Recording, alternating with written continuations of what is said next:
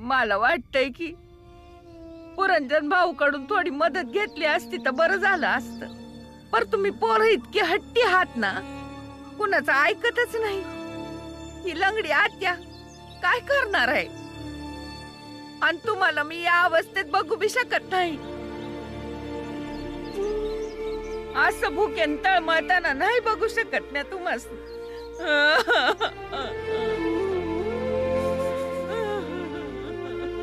आत्या, आत्या तू रडू नको ग. आम्ही बाबासनी पत्र लिहून पाठवतो की तुला न्यायला या म्हणून. का जाऊ मी त्यांच्या बरोबर? तुम्हा समजा असं सोडून म्या निघून जाऊ?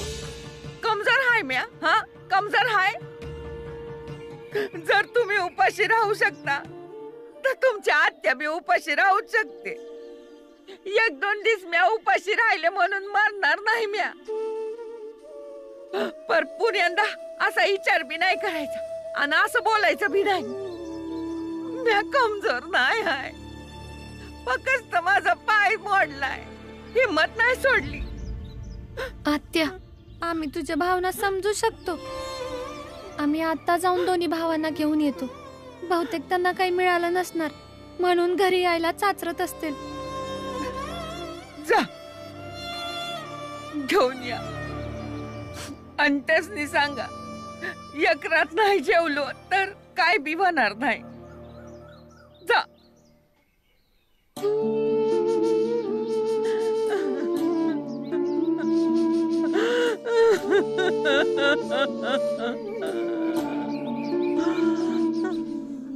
बघतेस ना वहिनी, किती विश्वास ठेवला होतास माझ्यावर. पर म्या काय नाही करू शकत ग, काय बी करू शकत नाही. जर तू हसतीस तर असं काय बी झालं नसतं. विखुरलं वहिनी ग, तुझं घर विखुरलं. भीमान आनंद बी माहित नाही दारोदारी भटकत असतील.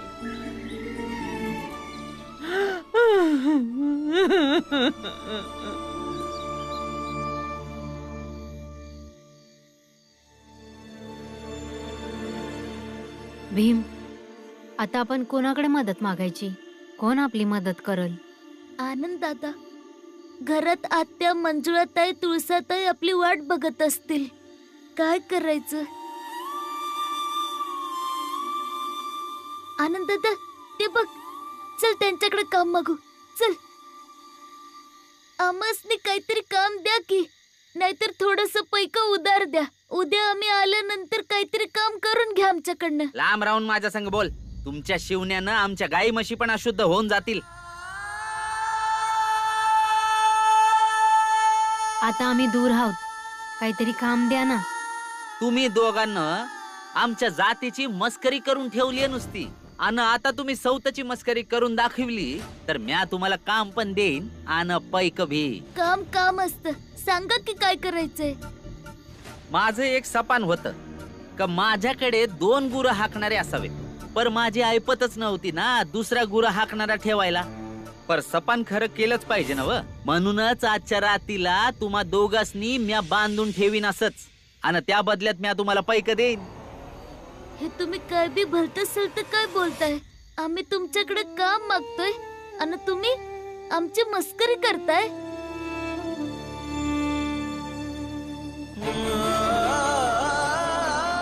रामजीने तुमच्यासाठी मनी ऑर्डर पाठवलं होतं, पण रस्त्यात काही लुटारू भेटले आणि समजा पैक लुटलं. आनंद दादा, काय झालं? काय बी नाही झालं.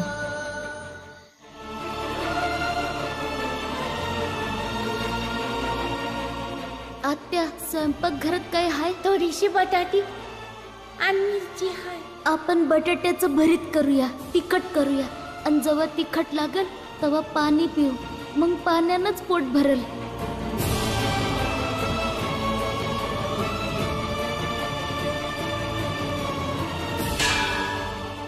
हे घ्या तुझे 2 आणे, एका भावाचा 1 आणा. पण आम्ही इतकं समद काम केलंय, अजून थोडं पैक द्या ना. आता माझं घर देऊ का तुम्हाला? मी तुम्हा दोघांनी बघितलं, तुम्ही दोघांनी किती मेहनत केली. एवढं करून सुद्धा थोडेच पैक मिळालं. तेव्हा मी एक निर्णय घेतला चोरी करण्याचा. तुम्ही बाळदादाला बी बरोबर घेऊन जा. चोरी करण्यामाग याचा बी हात होता. आणि आपल्याकडे पैक बी नाहीयेत. आणि आता बाळदादा कधीच नाही सुटणार. घरात रातच्याला खायला काय बी नाही हाय.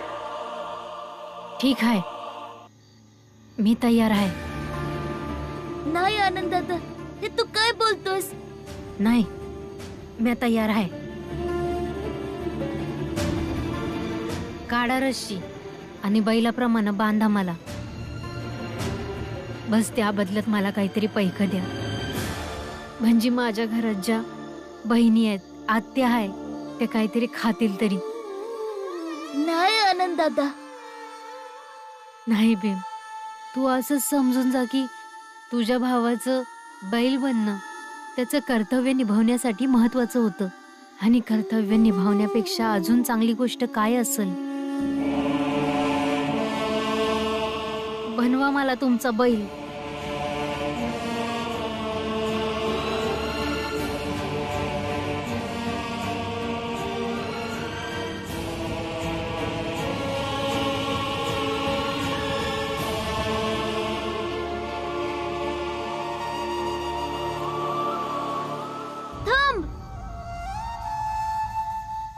आनंद दादा,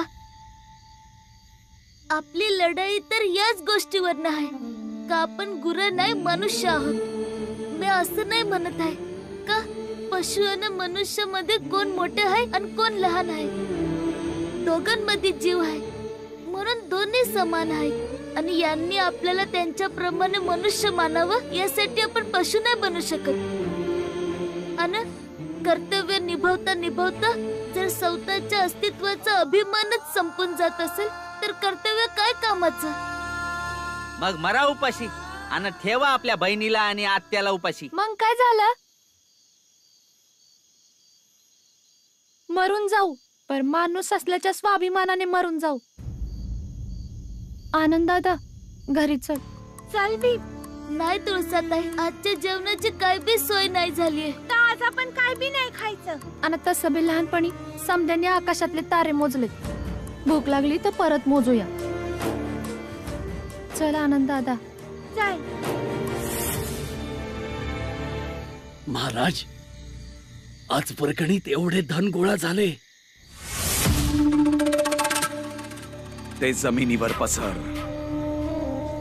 बघूया तरी लोकांच्या मनात ईश्वराबद्दल किती प्रीती आहे.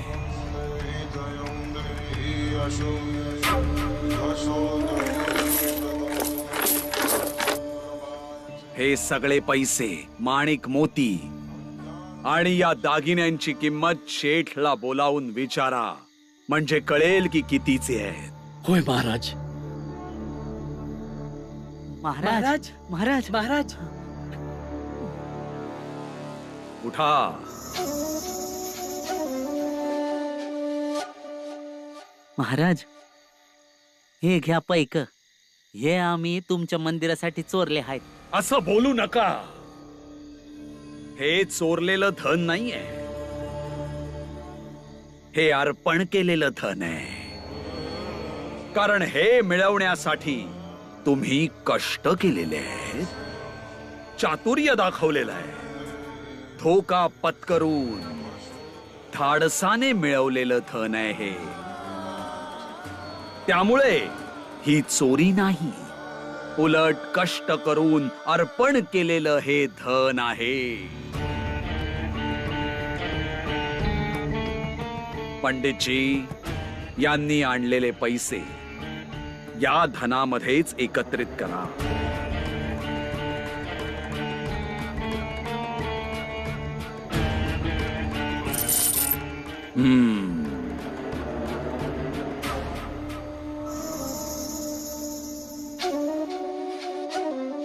हे घ्या, घ्या.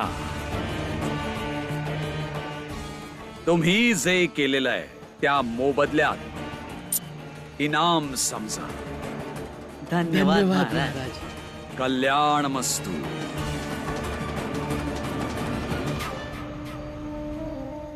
आज बाळादादाची लय आठवण येते. जर तो असता तर आपण इतके हातबल नसतो. मला पण. भीम, तुझ्याजवळ तुझा मोठा भाऊ तर आहे, पण माझ्याजवळ ना तर माझा मोठा भाऊ आहे आणि ना बाबा. आणि ज्याच्याजवळ मोठा भाऊ आणि बाबा दोघं बी नसतात, ते संकटाच्या येळी खूपच एकलं पडतात. दादा, लवकरच समजा ठीक होऊन जाईल. आज रात झाली, उद्या चांगला दिस उगलच. आजची रात्र माझ्यासाठी पराजयाची असेल, कारण मी तुमच्यासाठी काही बी करू शकलो नाही. धीरे धीरे रे मना, धीरे सब कुछ होय. माली सींचे 100 घड़ा, ऋतु आए फल हो. मंजुळा, वय आत्या, जरा घरात या. वय.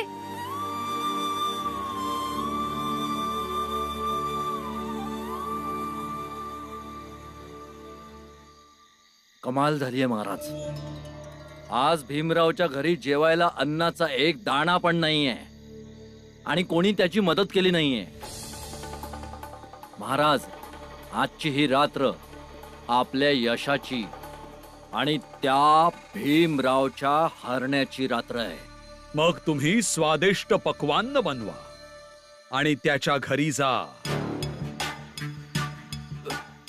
पर महाराज, आपण त्यासनी का जेवण द्यायचं? सौदा करायचा आहे.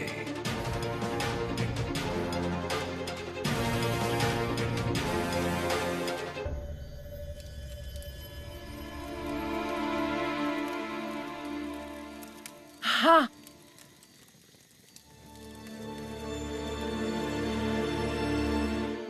आई ग, एक सांगू तुम्हासनी, जेव्हा लोक उपास करतात तेव्हा उपाशी राहतात ना. बघा, मी तुम्हा समद्यांसाठी पाणी आणि गुळ आणलंय. जा, समद्यांनी जाऊन आपापले पेले आणा. आपण समदे पाण्यात गुळ घालून सरबत करूया आणि 2-2 पेले पिऊया.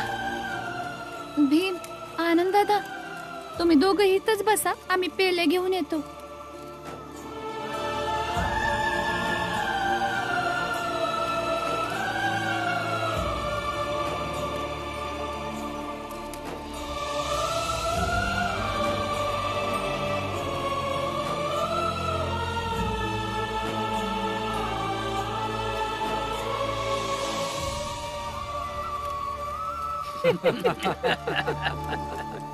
अरे पण भीमराव, पाणी पिण्याने भूक थोडीच जाणार आहे. हे बघ, मी तुम्हा सर्वांसाठी चांगलं आणि स्वादिष्ट जेवण घेऊन आलोय. या, येऊन घेऊन जा. ठेवून दे डबा, तिथे ठेवून दे त्यांच्यासाठी. ये.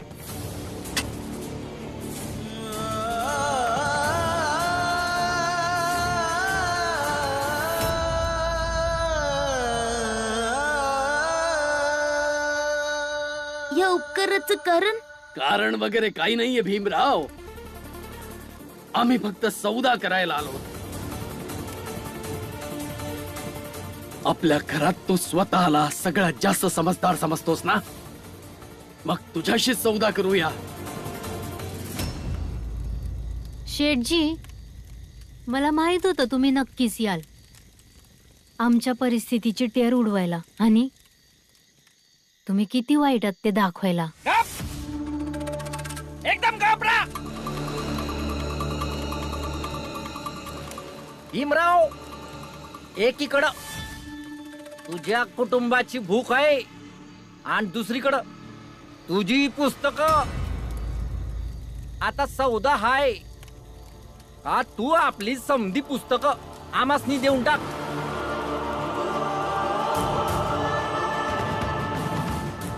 त्याच्या बदल्यात आम्ही तुझ्या कुटुंबासनी जेवण देऊ.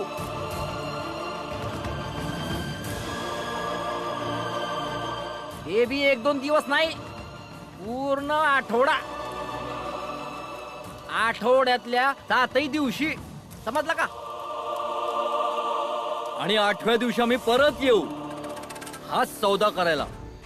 आणि या आठवड्याभरात जर का तू 2-4 पुस्तकं कुठून ना कुठून शोधलीत, असं समजू की कोणीतरी तुला पुस्तकं दान दिले, तर तेही पुस्तकं तू आम्हाला द्यायचीस. त्यानंतर परत 1 आठवडाभर तुमच्या खाण्याचा बंदोबस्त आम्ही करणार. पण शेठजी, तुम्हासनी काय वाटतं, आमची परिस्थिती बदलणार नाही? आम्ही असंच राहणार आहोत? जेव्हा बदलेल तेव्हा सौदा नको करूस. शेठजी, भीमाच्या अभ्यासाची किंमत लावाय आलाय. त्याने 1 दिवस 1 आठवडा अभ्यास करू नये म्हणून योजना बनवताय. योजना बनवायला नाही, प्रस्ताव ऐकवायला आलो आहोत. मंजूर आहे तर बोल.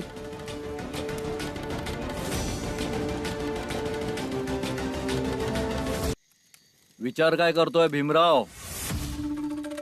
आणि काही दिवस जर तू अभ्यास केला नाहीस ना, तर काही बिघडणार नाही.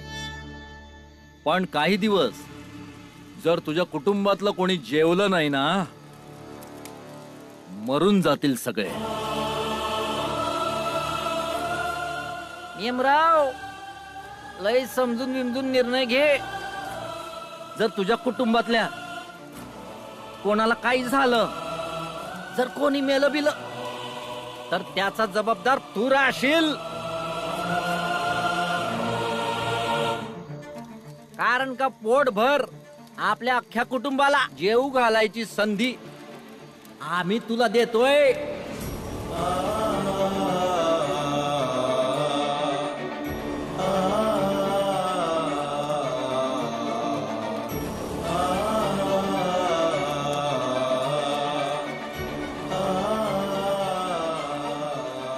काय विचार करतोय भीमराव?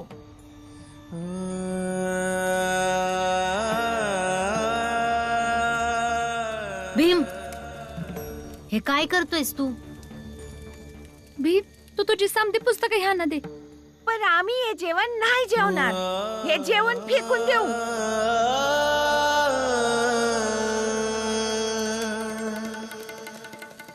सौदा माझ्याशी केला आहे, निर्णय मला घेऊ द्या.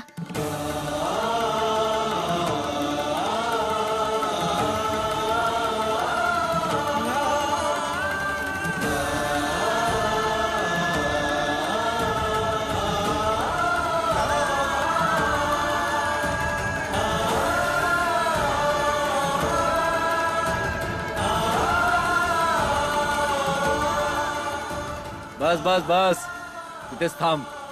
एक आठवडा बाजूला ठेवून दे आणि घेऊन जा जेवणाचा डबा. जा.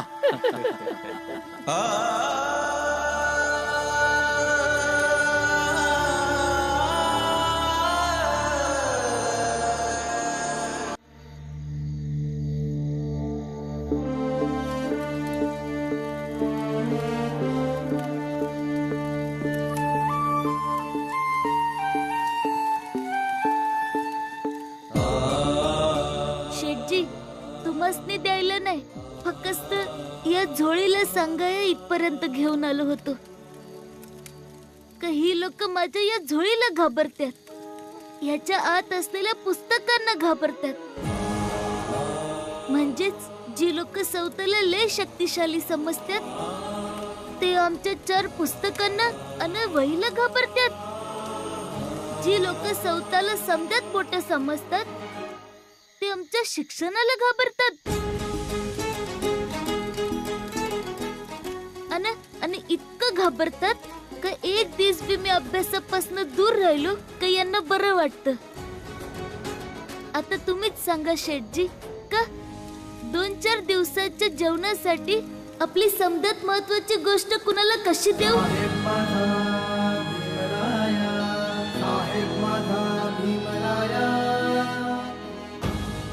शेठजी, तुम्ही तुमचं जेवण घेऊन जा. आम्हासनी तुमचा सौदा मान्य नाही आहे. भीमराया, साहेब माझा भीमराया.